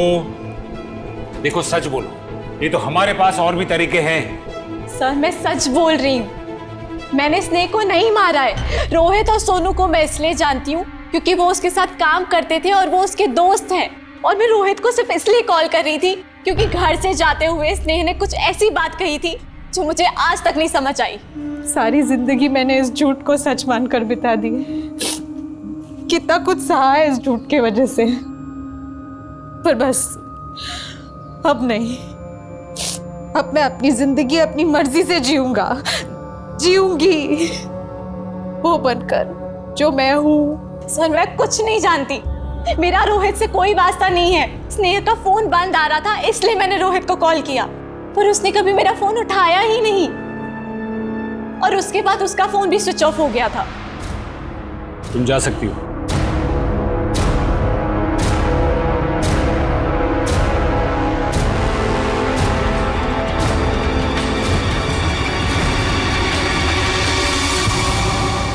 मैं अच्छी तरह जानता हूँ आप ही मेरे पापा हो और आपको भी बात पता है कि मैं आपका बेटा हूँ। मुझे इस तरह इग्नोर नहीं कर सकते आप। वो तो तेरा नाटक, अब जो भी बात होगी तेरी फैमिली के सामने होगी। हैं? मेरी बची बसाई जिंदगी बर्बाद करना चाहता है? नहीं पापा। तेरे बाप से बात करूंगा, किसकी औलाद है? चल। नहीं, रुको। रुको।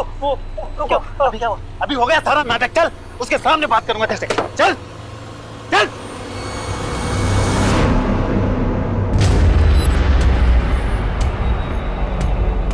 सर ये देखिए, यही वो पार्सल है जिसके बारे में मैंने आपको बताया था। इस पे केयर ऑफ स्नेहा जादव लिखा है और पार्सल प्रीति जादव के नाम से।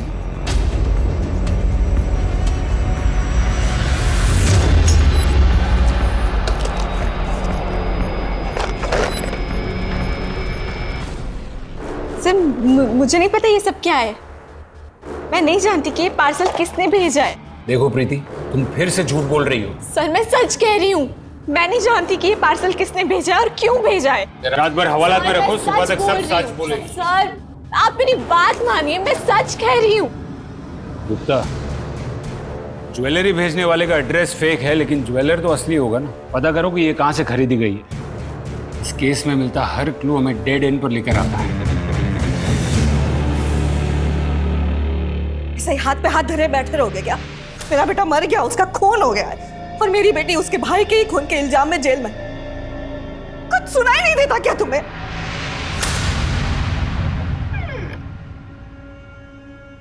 हाँ हाय पापा। अरे ट्रिप में बहुत मजा आया, थोड़ा थक गया हूँ पापा, तो अब फ्रेश होके मिलता हूँ। हाँ जी। कहाँ गया था तू? महाबलेश्वर। बताया तो था आपको पापा, दोस्तों के साथ स्कूल ट्रिप थी ना, तो इसलिए। क्या हुआ पापा? झूठ बोल रहा है। नहीं, तेरे जाने के बाद तेरे दोस्त यहाँ घर पे तुझसे मिलने आए थे। उन्होंने बताया स्कूल की तरफ से कोई ट्रिप नहीं था। झूठ बोल रहा है। एक मिनट। नहीं तो पापा नहीं बाप से झूठ बोलेगा। बता कहाँ गया था? बता कहाँ गया था? पापा बता से झूठ बोलेगा। मत मारो। कहाँ गया था? बता। छोड़ दीजिए साहब, बच्चा है। हट। बता दो पापा। मैं तेरी तो पापा एक मिनट, ये लेटर आया था पापा। दिखा क्या लेटर आया था पापा, इसलिए गया था मैं। झूठा लेटर आया था।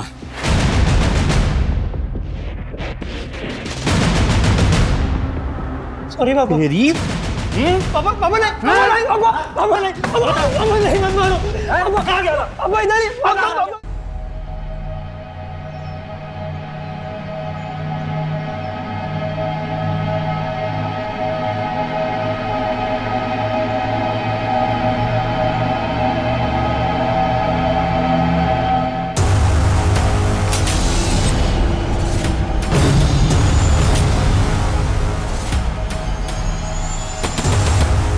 एक तरफ जहां पुलिस स्नेहा जाधव की हत्या के मामले से उलझ रही थी, वहीं दूसरी तरफ पुलिस के सामने एक दोहरी हत्या का मामला भी आता है।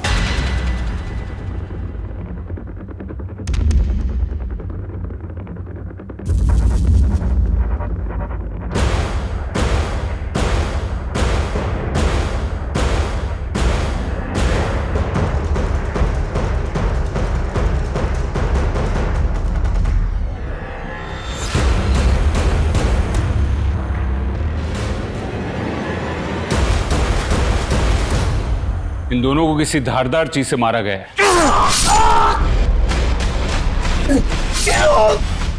और हो ना हो जिसने मर्डर किया है, ये दोनों उसे बराबर जानते थे। दरवाजे पर कोई भी फोर्स एंट्री के निशान नहीं है।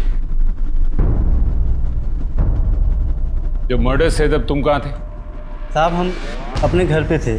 मैं यहाँ दिन में नौकरी करता हूँ, शाम को अपने घर चला जाता हूँ।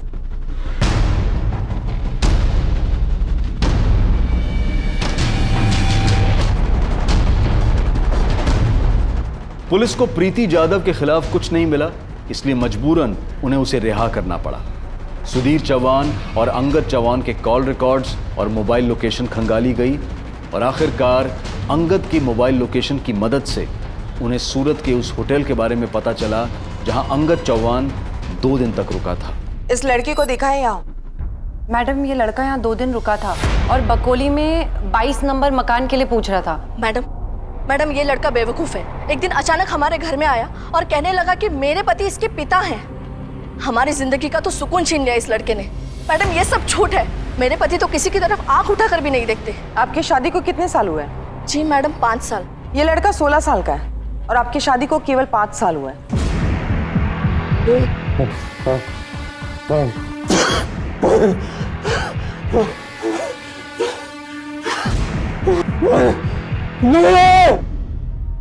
सर वो लड़का मेरे घर आया जरूर था सर, लेकिन वो झूठ बोल रहा था सर कि वो मेरा बेटा है।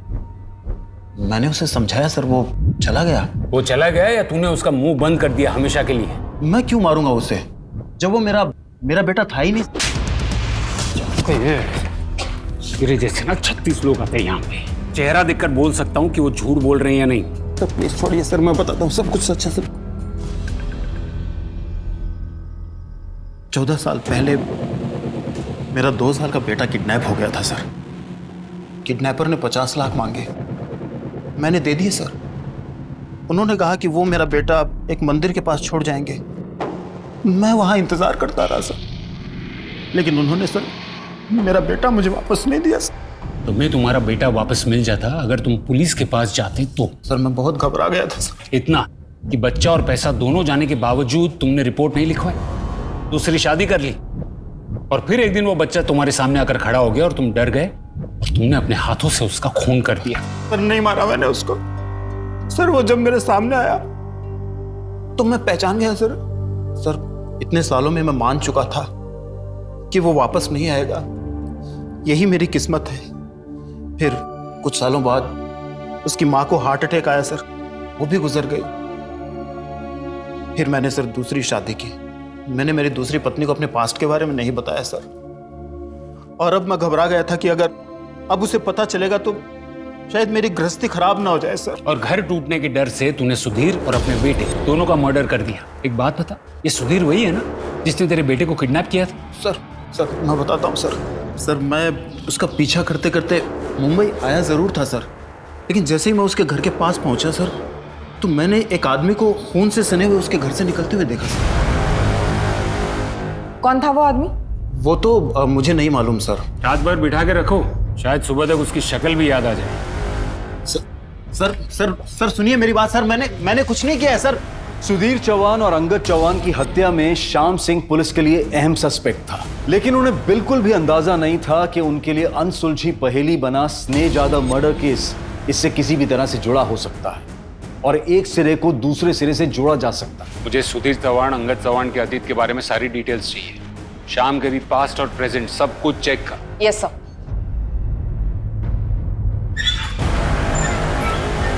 सर। सर प्रीति के नाम आए पार्सल में जो ज्वेलरी थी वो माटुंगा के श्याम ज्वेलर के यहाँ से खरीदी गई। उसने गहने पहचान लिए और गहने खरीदने वाला और कोई नहीं बल्कि रोहित ही है। फिर ये रोहित है कहाँ? न रोहित हमें मिल रहा है, न रोहित और प्रीति के बीच का कोई कनेक्शन, और वो अभी यही कह रही है कि उसके और रोहित के बीच में कुछ भी नहीं है। फिर ये रोहित ने ज्वेलरी खरीदी किसके लिए और फिर वो गायब क्यों हो गया? क्या गुप्ता कहीं ऐसा तो नहीं कि कोई तीसरा है जो हमें जानबूझकर गुमराह करने की कोशिश कर रहा है? अपने खबरियों को काम पर लगाओ, जो किसी भी हाल में रोहित चाहिए। सर 20 साल पहले जिस डॉक्टर ने इलीगल तरीके से स्नेह का ऑपरेशन किया था वो ट्रैक हो गया। दादर जेल में पिछले 3 साल से सजा काट रहा है ऐसे इलीगल ऑपरेशन के चार्जेस में। जब हमने उससे बात की तो पता चला कि स्नेह का असली बाप विष्णु यादव नहीं है। तो कौन है? सुधीर चौहान। क्या? हाँ सर, और हमने सुधीर चौहान का कॉल रिकॉर्ड्स निकलवाए। ये देखिए उसके कॉल रिकॉर्ड्स। जब हमने चेक किए तो क्या नहीं। नमस्ते आंटी। नमस्ते अंकल। मैं सोनू, रोहित का भाई। मैं रोहित और इसने एक ही कंपनी में काम करते थे। इसने मेरा बहुत अच्छा दोस्त था। तो मैं बस पूछने आया था कि पुलिस ने आप लोगों को कुछ बताया किसने मारा स्नेह को? नहीं। मेरी फैमिली रोहित को लेकर बहुत परेशान है। पता नहीं कहाँ चला गया है, कहाँ गायब है।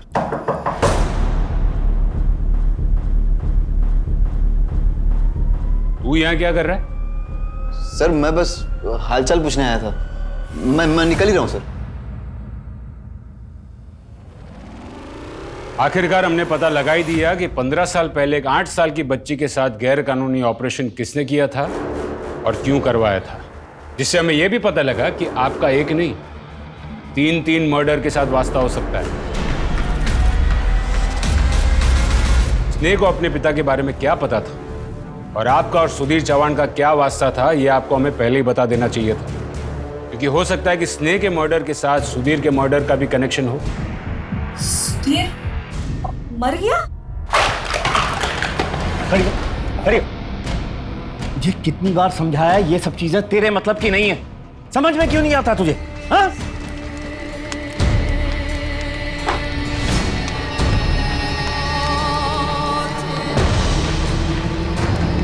उसने अपनी सगी बेटी के साथ जो किया ना, वो कोई दुश्मन भी नहीं करता। मेरी स्नेह सिर्फ 8 साल की थी, जबरदस्ती उसका ऑपरेशन करवा दिया, मुझे बिना बताए, ताकि वो कभी मां ना बन सके। मां तो क्या, वो किसी के साथ। बस बस बस, कुछ नहीं, रो मत। हाँ? अभी ठीक हो जाएगा, पता भी नहीं चलेगा। हाँ हाँ हाँ हाँ, आराम से आराम से। बोला था कि अगली औलाद बेटा होगा, पर प्रीति पैदा हुई उसी दिन मुझे और मेरी बच्चियों को छोड़कर भाग गया। फिर क्या, लोगों के घर पे बर्तन मांजे, झाड़ू कटका किया और बच्चों को पाला। इनके यहाँ भी मैं झाड़ू कटका करने आती थी, पर जब इन्होंने शादी के लिए पूछा तो मैंने तुरंत हाँ कर दी, बच्चों के लिए। मैंने जब स्नेह की शादी की बात की तब आपने ये क्यों कहा कि अनर्थ हो जाएगा? आप ऐसा मत कहिए, अनर्थ हो जाएगा। क्या मतलब था अनर्थ का? वो सदमे में निकल गया हो, ऐसा कोई सोचकर थोड़ी बोलता है। और देखिए, मैंने सुधीर के बारे में ये घर में किसी को कुछ नहीं बताया था, और स्नेह को भी यही बताया था कि तू ऐसे ही पैदा हुई थी। आपको यकीन है कि स्नेह को सुधीर के बारे में कुछ भी नहीं पता था? वो उसे कभी नहीं मिली थी कि आप तो अब तक सुधीर के कांटेक्ट में थी। सबूत है हमारे पास।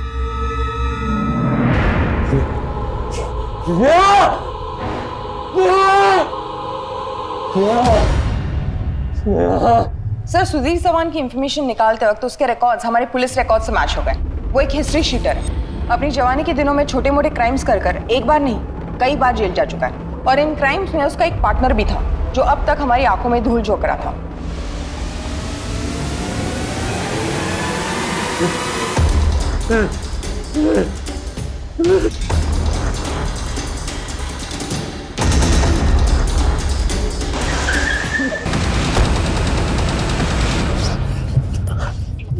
अरे सर आप मुझे ये यहाँ क्यों लेकर आए? मैंने तो आपकी इतनी मदद की थी। पूरी मदद नहीं की थी, पूरा सच नहीं बोला था। जैसे कि स्नेह के बाप के साथ तूने ऐसा किया क्यों? कैसे मारा उसे? क्यों मारा उन दोनों को?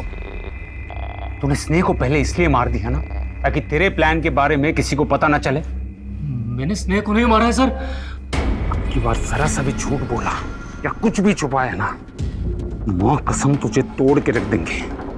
गवाह है हमारे पास जिसने तुझे उस दिन भागते हुए देखा था।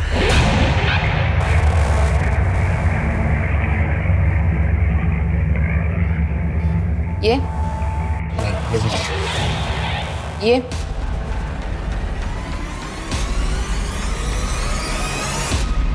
सुधीर के घर से मिले तेरे जूतों के निशान से यह साबित होता है कि दोनों मर्डर तूने ही किए हैं।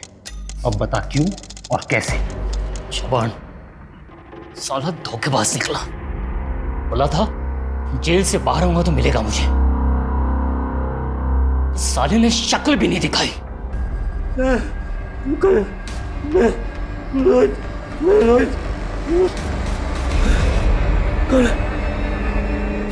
रोहित,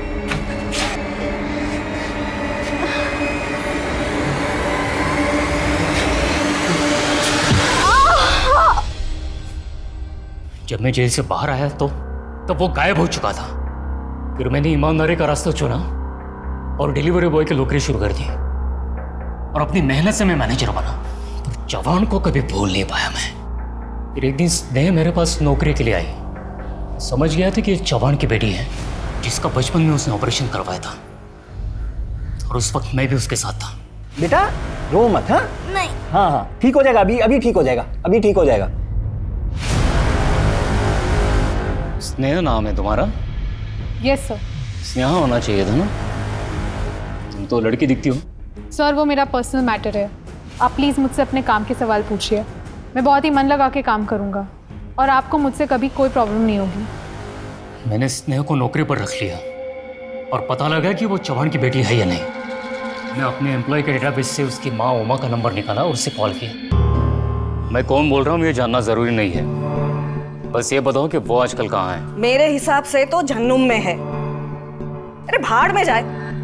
देखो मेरा उससे कोई लेना देना नहीं है अब। हाँ उसका एक फोन नंबर है, चाहिए तो लिख लो, 444727 चौहान का नंबर तो मुझे मिल चुका था, पर मैं महीनों तक ये नहीं समझ पा रहा था कि मैं उसके साथ आखिर करना क्या चाहता हूँ। एक बार तो लगा कि मैं इतनी मेहनत से यहाँ तक पहुँचा हूँ, अपने काम से काम रखो, पर नहीं कर पाया। और फिर कुछ एक महीने पहले स्नेह से बात की और उसे सब बता दिया। बेटा बात यह है कि तुम लड़की पैदा हुई थी, ना कि लड़का। हमारे माता पिता चाहते थे कि उन्हें लड़का हो, लेकिन हुई लड़की, इसलिए उन्होंने अस्पताल ले जाकर के तुम्हारा ऑपरेशन करवाया और लड़की से लड़का बना दिया। मैं खुद तुम्हारे पापा के साथ उस वक्त था। माँ ने कहा कि मैं ऐसे ही पैदा हुआ था, ना लड़की थी ना लड़का। माँ ने कहा अगर तू लड़का बन के रहेगा तो कम से कम लोग तेरी इज्जत तो करेंगे, पर ये सब झूठ था। इतना गलत किया उन्होंने मेरे साथ। बेटा अगर तू इस धोखे का बदला लेना चाहे तो मैं तेरी मदद कर सकता हूँ, पर एक शर्त पे कि तू अपनी माँ को कुछ नहीं बताएगी।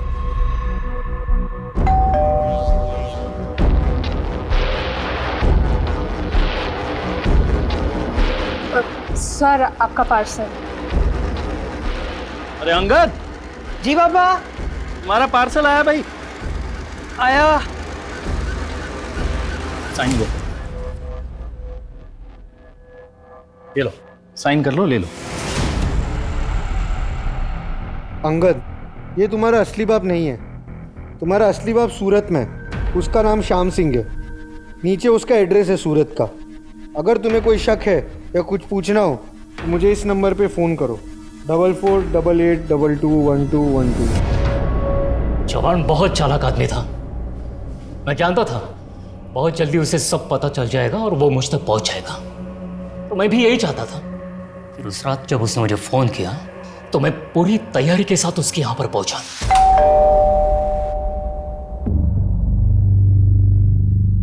आजा, कुछ बात करनी है तुझसे।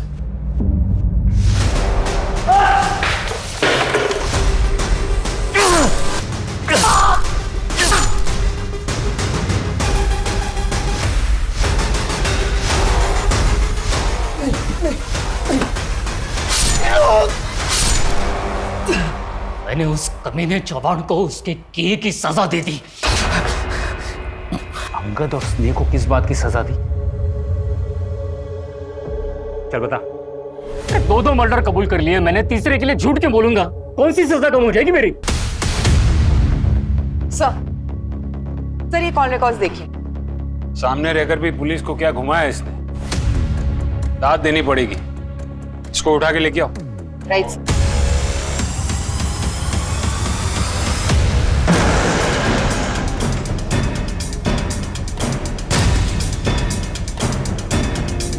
आजा।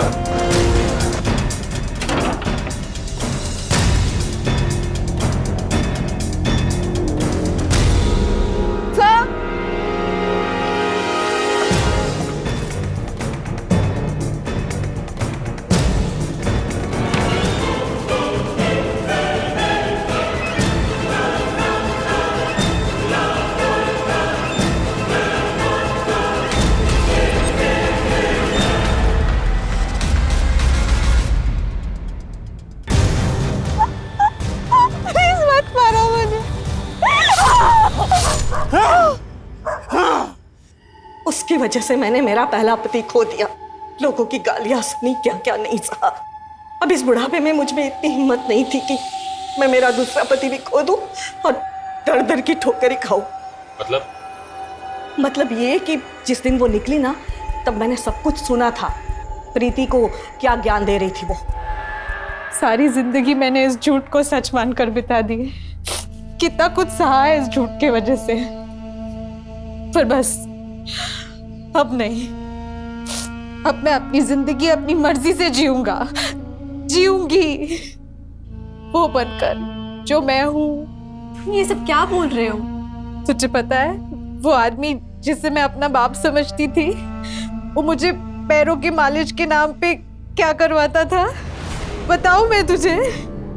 मुझे बताने में भी घिन आ रही है। पता है, सब पता है। आजा, थोड़ी मालिश ही कर दे। वैसे भी तू किसी और काम का तो है नहीं। तो अब तुम क्या करोगी? अब मैं अपनी जिंदगी नॉर्मल तरीके से जीऊंगी। तुझे रोहित पता है ना, मैंने तुझे मिलाया था उससे एक बार। मैं और रोहित एक दूसरे से प्यार करते हैं। हालांकि हम अलग होने वाले थे क्योंकि रोहित की फैमिली मुझे ऐसे कभी एक्सेप्ट नहीं करती, पर अब रोहित भी प्यार करने लगा है मुझसे और वो मेरे लिए डॉक्टर ढूंढ रहा है जो मेरा इलाज कर सके ताकि मैं आगे जाके माँ बन सकूं। और वो मुझे डॉक्टर ही नहीं, पुलिस स्टेशन भी लेके जाने वाला है ताकि वो आदमी जिसे आज तक मैं अपना बाप समझती थी उसे अपने किए की सज़ा मिले। सिर्फ इसे ही नहीं, उसे भी जिसने मेरी ये हालत की है, जो बाप ज़बरदस्ती अपनी बेटी को बेटा बनाना चाहता था।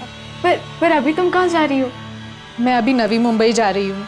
रोहित के किसी जान पहचान वाले का फ्लैट खाली है वहाँ पे। जब तक हमारे हालात नहीं सुधरेंगे हम दोनों वहीं रहेंगे। ये देख, ये रोहित लाया है मेरे लिए और उसने मेरे लिए कुछ और सरप्राइज भी रखा है, पर वो पार्सल हमने तेरे नाम पे मंगाया है। मैंने अपने कंपनी के कुरियर वाले लड़के को बोल दिया है कि अगर तेरे नाम पे कोई पार्सल आए तो तुझे ही डिलीवर करे।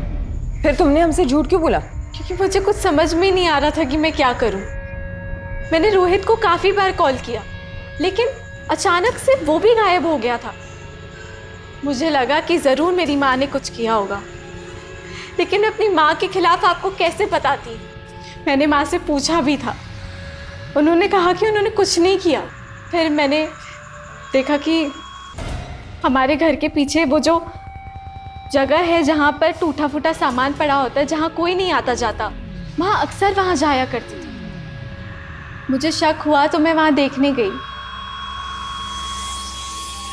तुमसे एक मदद चाहिए। हाँ, पैसे मिलेंगे। देखो मैं उसका नंबर देती हूँ, वो नवी मुंबई में है। काम ठीक से होना चाहिए, खबर यहाँ तक पहुँचनी नहीं चाहिए, समझे?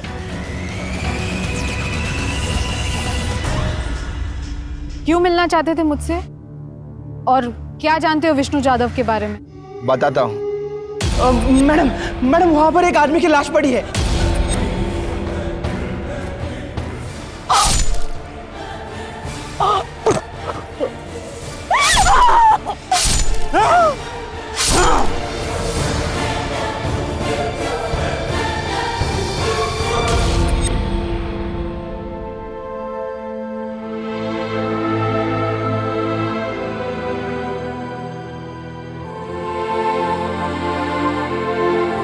स्नेहा जैसी किसी इंसान की कहानी सामने आती है तो तरक्की और आधुनिकता के मुंह पर कालिक पुच जाती है। उमा जाधव के पहले पति सुधीर चौहान का पुत्र के लिए मोह पहली दस्तक थी और दूसरी तब जब उसने स्नेहा को लड़का बनाने की कोशिश की। उमा ने यह दस्तक अनसुनी की थी और स्नेहा को अपनी जान देकर इस लापरवाही और उमा के स्वार्थी होने की कीमत चुकानी पड़ी। स्नेहा की इस कहानी से हर माँ बाप को सबक लेना चाहिए कि बच्चों को गुलाम, अपनी इच्छाओं की पूर्ति करने वाले रोबोट और तानाशाही चलाने की जागीर ना समझें। साथ ही स्नेहा की यह दर्दनाक कहानी हमें यह सीख भी देती है कि चाहे वो कोई भी हो, गैर वाजिब मांगे पूरी नहीं की जा सकती। अब मैं अनूप सोनी आपसे विदा लेता हूं, फिर मुलाकात होगी क्राइम पेट्रोल सतर्क में एक और नए केस के साथ। तब तक अपना और अपने परिवार का ख्याल रखें, सतर्क रहें, सुरक्षित रहें और देखते रहें क्राइम पेट्रोल सतर्क। जय हिंद।